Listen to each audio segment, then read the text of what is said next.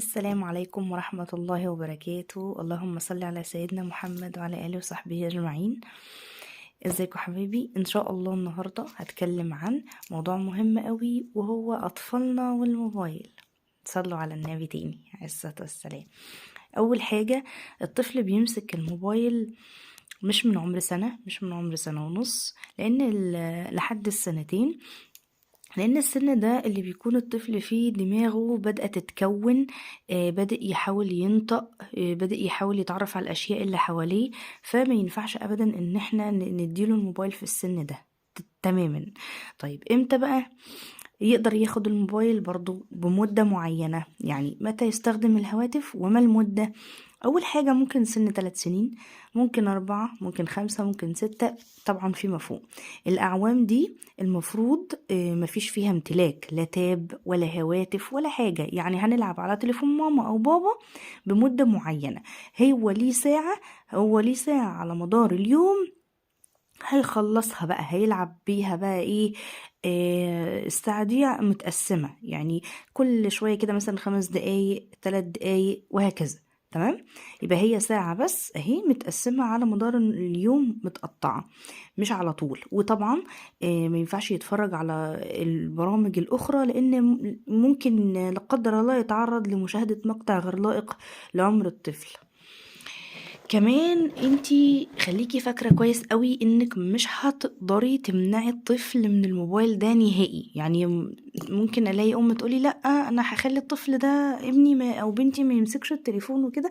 عايزة اقولك ان مش هتعرفي، لان ده جيلهم، ولان كل اللي حواليهم بيستخدموا للاسف الشديد الموبايلات والتابات وعصر غريب كده.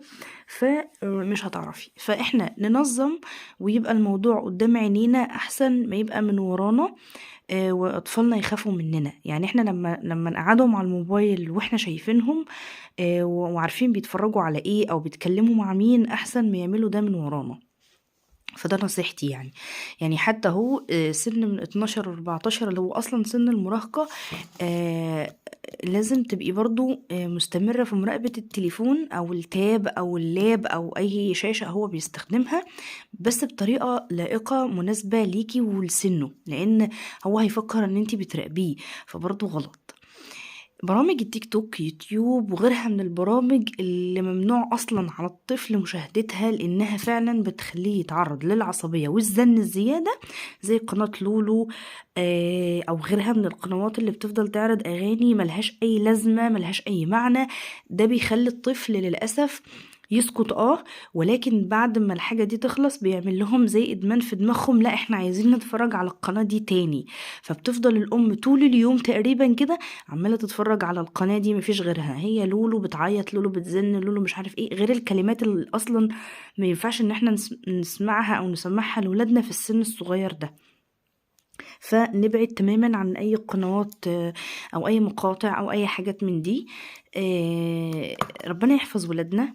في حاجة كمان مهمة كنت عاوزة اقولها. احنا عندنا ممكن لو حابة ان انتي تلهي الطفل في قنوات تانية، بس طبعا مش عمر برضو سنة او سنة ونص، حرام يعني. زي مثلا انا مش عارفة هيبقى هل اعلان او لا، بس في قنوات تانية زي قناة مرح تي في، قناة أسرتنا تي في، هنا وعمر، في مثلا البطل زيدو، في حاجات كتير جدا. في برامج بتتحمل على التليفون. مقصود كلامي ما ينفعش يعني اي حاجه كده وخلاص، يعني لمجرد ان الطفل يسكت فخلاص كده انا ارتحت. انا بشوف كتير جدا امهات بتشغل التيك توك ده للاسف في المواصلات او في اماكن عامه او عند دكاتره او عشان الطفل يقعد ساكت، وبيشوف حاجات مقالب زي مثلا فيديوهات المقالب والحاجات اللي هما بيقعدوا يتفرجوا عليها على التيك توك دي. يا جماعه ده غلط. انا ببقى نفسي اقول للام دي انت كده غلط، انت كده مش بتسكتيه، انت كده يعني بتخلي دماغه تتسيستم ان الحاجات دي عادي وان الحاجات دي ينفع نعملها، وللاسف بتولد عصبيه وزن وخناقات بين الاخوات. فارجوكم احذروا، ودايما ابقوا خليكوا عارفين ولادكم بيتفرجوا على ايه، حتى لو صغيرين ومش فاهمين. تمام، ربنا يحفظهم يا رب. طبعا في الزمن بتاعهم بتاع التكنولوجيا والنت. طب لو الطفل بقى متعلق قوي قوي بالموبايل، ومسكه في سن صغير، طب اعمل ايه عشان اسحبه منه واحده واحده؟ بصي، اول حاجه خليه يلعب رياضه. شوفي هي هوايتها ايه او هوايته ايه، نزلي حضانة لو هو سن حضانة او هي سن حضانة، اقري قصص، غني، العبي. خليه يتحمل معاكي المسؤولية والمهام.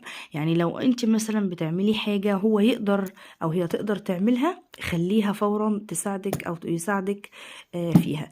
واخيرا ده موضوع الموبايل، انا حبيت يعني المه بسرعة علشان لقيته برضو موضوع مهم. ربنا يحفظ ولادنا ويبارك لنا فيهم ويهديهم يا رب، ويبعد عنهم التكنولوجيا اللي احنا بقينا فيها دي. بس للأسف يعني احنا بنحاول على قد ما نقدر نراقبهم من غير ما نحسسهم بده.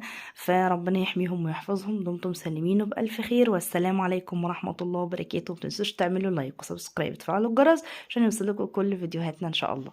السلام عليكم.